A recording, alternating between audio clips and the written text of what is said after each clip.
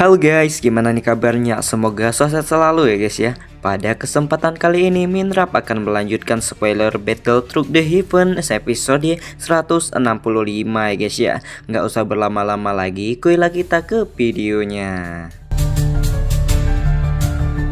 Sun-er yang sebelumnya duduk tenang di atas panggung batu buru-buru mengalihkan pandangannya saat mendengar suara Peng Chin-er memaki Xiaoyan. Sebelum melihat sesosok Xiaoyan yang membuat kegembiraan muncul di hatinya, sekali lihat Sun-er langsung memahami jika sepertinya Xiaoyan telah terlibat konflik dengan suku Phoenix Iblis Surga, dan hal itu mau tidak mau membuatnya merasa sedikit risau. Akan tetapi, kucing meminta Sun-er untuk tidak ikut campur karena dia tahu Xiaoyan pasti dapat menyelesaikan masalah ini sendiri. Sun-er mengangguk dan memandangnya berpaling ke belakang Xiaoyan, tepatnya menuju rombongan Queen Medusa. Sementara itu, di sisi lain tampaknya Xiaoyan sama sekali tidak peduli dengan peringatan Peng Chin-er dan melanjutkan rencananya naik ke panggung batu tempat Sun-er berada. Hal ini membuat ekspresi marah meledak di wajah Peng Chin-er dan seketika dia melambaikan tangannya dan melayangkan serangan yang merobek ruang seperti kilat sebelum melesat ke arah Xiaoyan dengan cepat. Namun Xiaoyan mampu menghalau pukulan itu dengan api surgawinya, membuat mata Peng Chin-er menjadi dingin seketika dan menyebarkan aura yang kuat nan berbahaya. Hingga Xiaoyan benar-benar yakin jika Peng Chin-er memang telah membangkitkan garis darah Phoenix surga kunonya. Peng Chin-er melototi Xiaoyan dengan penuh kebencian, mengingat bagaimana pemuda itu telah mengacaukan upaya sukunya untuk mendapatkan buah asal naga Phoenix ketika memasuki runtuhan kuno beberapa tahun yang lalu. Meskipun setelahnya suku Phoenix Iblis Surga masih bisa membawa pulang tulang belulang leluhurnya dan secara paksa memindahkan tulang tersebut pada generasi muda suku Phoenix Iblis Surga kuno. Dari 10 orang yang melakukan transpalasi, hanya 2 orang yang berhasil keluar dalam kondisi selamat. Medusa yang kesal hampir saja maju dan membuat perhitungan dengan Peng Chin-er karena sudah geram dengan bacotnya, tapi tiba-tiba seorang pemuda bermata warna-warni mengingatkan Xiaoyan untuk baku hatam sendiri kalau masih memiliki harga diri sebagai seorang laki-laki. Ketika pemuda bermata warna-warni itu bicara, kucing yang langsung menginstruksikan percakapan dan mengingatkan pada suku Phoenix Iblis Surga untuk tidak kehilangan harga diri juga dengan menyerang Xiaoyan bersama-sama.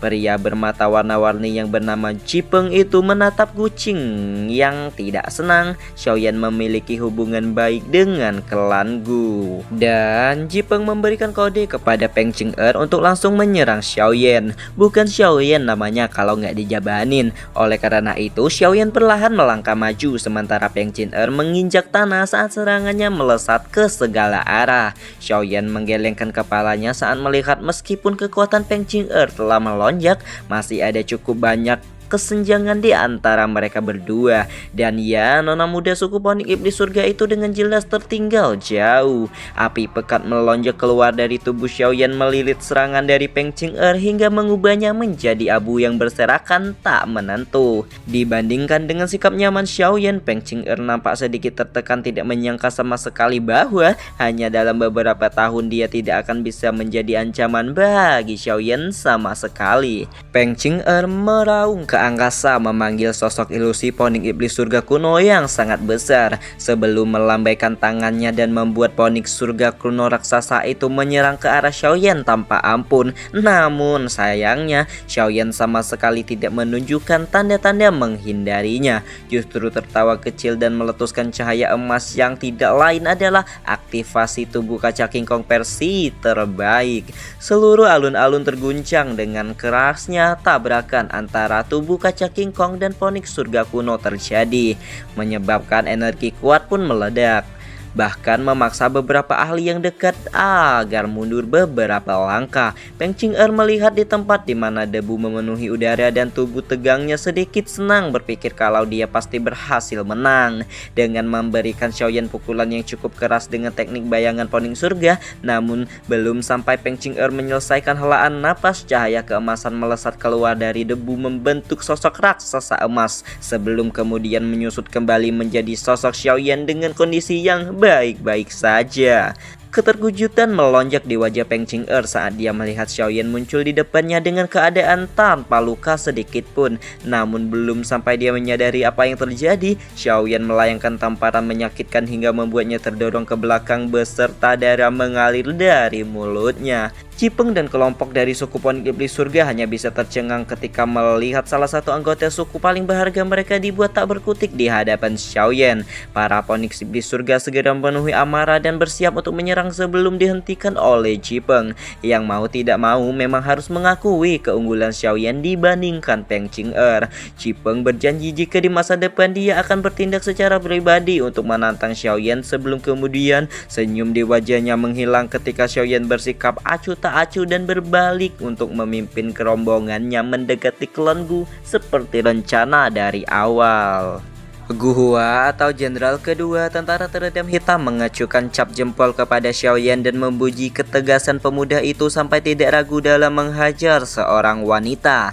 Xiaoyan hanya tersenyum tipis mendengar pujian yang terdengar seperti sindiran. Xiaoyan lalu mengalihkan pandangannya kepada Gu Sun-er yang tertawa tipis-tipis ketika mengalihkan pandangannya ke belakang punggung Xiaoyan dan buru-buru menyapa Ratu Medusa dan yang lainnya. Ratu Medusa tidak bisa menahan rasa tidak nyaman ketika bertemu dengan Sun-er yang secara langsung tidak bisa merespon banyak kecuali tersenyum dan mengangguk, hingga membuat Xiaoyan juga hanya bisa senyum-senyum nyengir ketika mendengar kedua wanita itu saling bertegur sapa satu sama lain dalam kecanggungan. Kelompok Gu Qing yang tampaknya agak sedikit tidak senang ketika melihat Medusa yang kecantikannya memang hampir bisa dibandingkan dengan seluruh kecantikan yang ada di benua Daoqi. Dari apa yang Gu Qing dan anggotanya lihat, mereka tahu Medusa jelas memiliki hubungan yang tidak biasa dengan Xiaoyan dan mengingat betapa berharganya posisi Sun-er di dalam klan. Gu Qing yang masih tidak paham mengapa setelah mendapatkan hati Sun-er, Xiaoyan masih berencana memiliki wanita cantik yang lainnya. Sun-er yang memang sudah mengetahui hubungan Medusa dan Xiaoyan, dia pun tidak banyak berkomentar dan menyapa semua orang di kelompok Xiaoyan sebelum matanya berdalih ke arah Nalan Yanran yang terakhir kali dia lihat ketika gadis itu mempermalukan Xiaoyan di depan seluruh keluarganya season 1 kemarin. Dengan kata-kata yang lembut dan halus, Sun-er berbisik di sisi Nalan Yanran berharap agar gadis itu tidak menyesali apa yang telah dia lakukan di masa lalu. Perkataan Sun-er membuat hati Yanran bak disambar petir di siang bolong. Namun harus Nalan Yanran akui jika dia memang menyesali perbuatannya, tapi penyesalan itu sudah tidak ada gunanya sama sekali. Xiaoyan tanpa merasa bersalah ketika melihat Sun-er sama sekali tidak berusaha menyinggung masalah Medusa. Soalnya memang tidak ingin membuat masalah di depan banyak orang, malah berdari menjelaskan lokasi pohon Bodhisattva dan menceritakan kalau pohon itu dijaga oleh tentara binatang buas sehingga semua orang yang ada di sini tidak bisa mencapainya meskipun telah mencoba selama beberapa hari terakhir.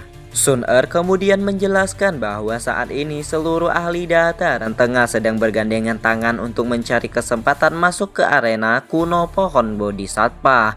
Dan yang membuat Xiaoyan terkejut adalah ketika Sun-er menunjukkan bahwa penanggung jawab aliansi adalah seorang dari klan Hun yang bernama Hun Yu.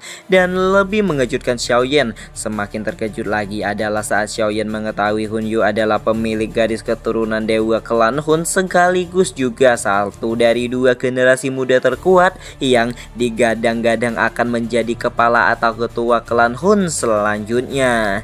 Ketika melihat Hun Yu, Xiaoyan langsung bisa menilai jika pemuda itu sangatlah berbeda dengan Hun Ya dan Hun Li, di mana keberadaannya saja sudah cukup untuk membuat Xiaoyan merasakan bahaya, dan hal ini mendorong niat membunuh di hati Xiaoyan untuk berambisi menghabisi pemuda itu secepat mungkin apabila dia memiliki kesempatan nantinya. Suara sinis Hun Yu menyebar di atas panggung batu ketika meminta perhatian semua orang dan menjelaskan betapa pentingnya bagi mereka untuk bergandengan tangan karena sebuah kemustahilan bagi mereka menyerang gelombang binatang iblis tanpa adanya aliansi.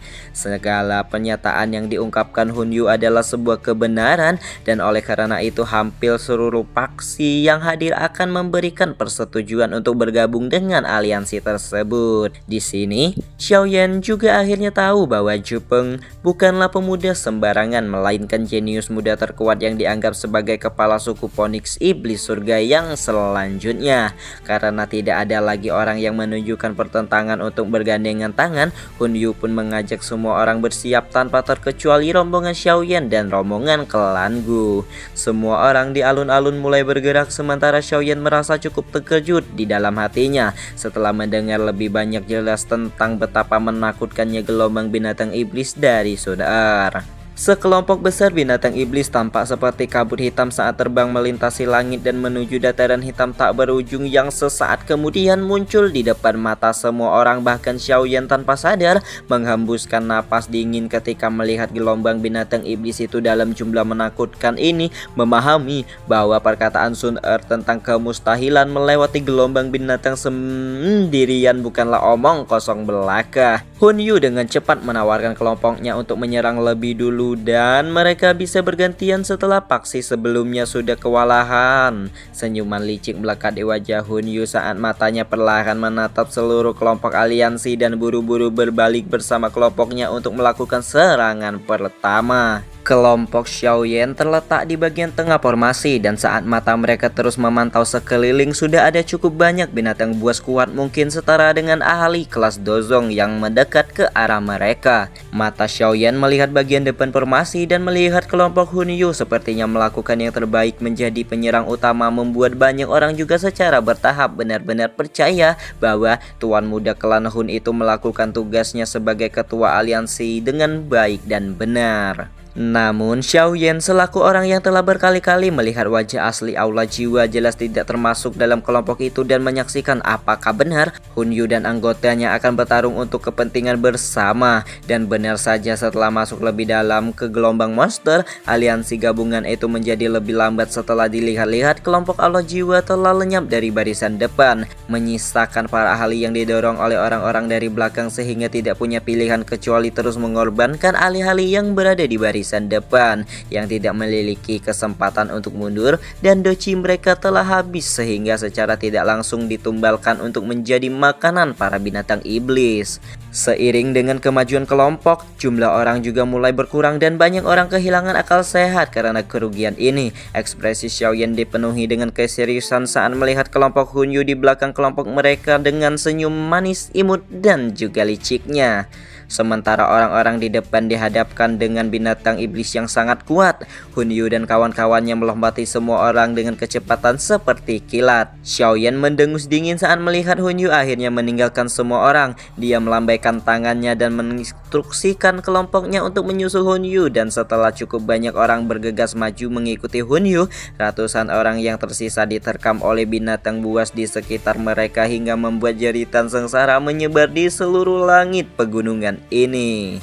Saat ini hanya tersisa sedikit dari seluruh aliansi yang terbentuk, termasuk diantaranya Aula Jiwa, suku Phoenix Iblis Surga, klan Gu, dan kelompoknya Xiaoyan. Xiaoyan hanya bisa menghembuskan napas mendengar raungan binatang buas di belakang mereka, menandakan bahwa begitu banyak ahli Dozun yang hilang dengan begitu cepat di bawah penindasan gelombang binatang iblis.